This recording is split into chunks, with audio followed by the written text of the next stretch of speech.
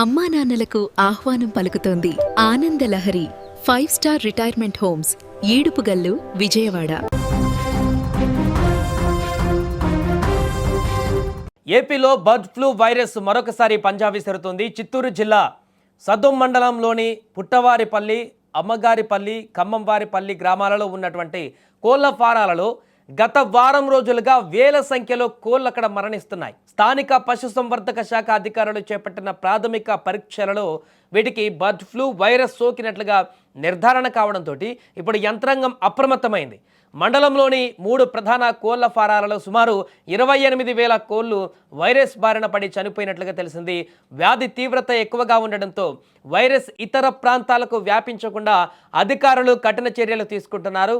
ఇందులో భాగంగా ప్రస్తుతం బతికున్నటువంటి కోళ్లను కూడా నిర్మూలించేటువంటి ప్రక్రియను కూడా చేపట్టారు.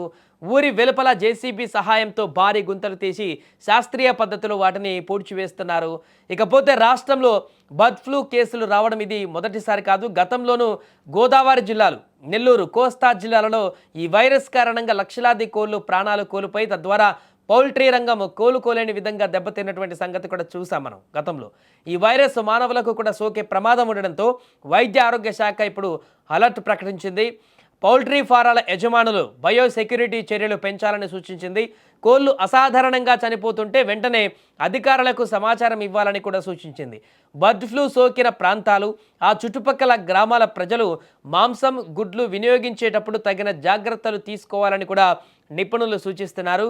కొన్ని రోజుల పాటు చికెన్ తినకపోవడమే ఉత్తమం అంటూ కూడా వారు చెప్తున్నారు. ఏదేమైనా కూడా ప్రస్తుతం ఆంధ్రప్రదేశ్లో ఈ బర్డ్ ఫ్లూ అంశం అనేది మరొకసారి తెరపైకి రావడంతో పూర్తిగా చికెన్ ప్రియులు ఇప్పుడు ఆందోళన వ్యక్తం చేస్తున్నారు.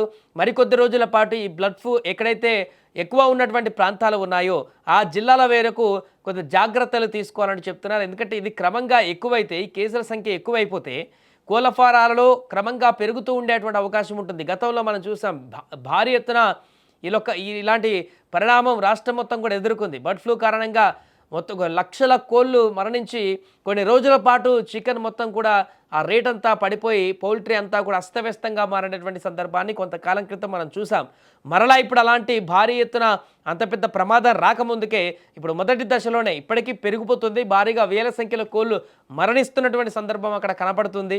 మిగతా కోళ్ల ఫారాల వద్ద కూడా అలాంటి ఆందోళనకరమైనటువంటి పరిస్థితి ఉంది. కాబట్టి ఇది మరింత ఉపద్రవంగా మారక ముందే గతంలో మాదిరి హెవీగా మారి తీవ్ర ఆందోళనకు గురి చేసేటువంటి పరిణామం కంటే ముందే తగిన జాగ్రత్తలు తీసుకొని ఇప్పుడే అలర్ట్ ప్రకటించుకొని దాన్ని ఇప్పటికే కంట్రోల్ చేయగలిగితే రాబోయే రోజులు బాగా ఉండేటువంటి అవకాశం ఉంటుంది. లేదంటే పౌల్ట్రీ మొత్తం కూడా అస్తవ్యస్తంగా మారేటువంటి అవకాశం ఉంటుంది. దాంతోపాటుగా ప్రజల ప్రాణాలకు కూడా ఎఫెక్ట్ పడేటువంటి అవకాశం ఉంటుంది. అనారోగ్య సమస్యలు వచ్చేటువంటి అవకాశం ఉంటుంది. గతంలో ఇలాంటి ఇబ్బందులు ఎదుర్కొన్నారు కాబట్టి ఇప్పుడు కూడా ప్రజలందరూ కూడా జాగ్రత్తగా ఉండాలి. ఎక్కడైతే ఈ ఎఫెక్టెడ్ ఏరియాస్ ఉన్నాయో, బర్డ్ ఫ్లూ కారణంగా ఎఫెక్టెడ్ ఏరియాస్ ఉన్నాయో ఆ ఏరియాలలో కొంతకాలం చికెన్ని ముట్టకుండా ఉండి కొంతకాలం తర్వాత మరలా ముట్టుకుంటే బాగుంటుందంటూ కూడా చెప్తున్నారు. ఏదేమైనా కూడా ప్రస్తుతం ఈ ప్రాంతాలలో నెలకొన్నటువంటి బర్డ్ ఫ్లూ వైరస్ అనేది తీవ్ర ఆందోళనకు గురి చేస్తుంది.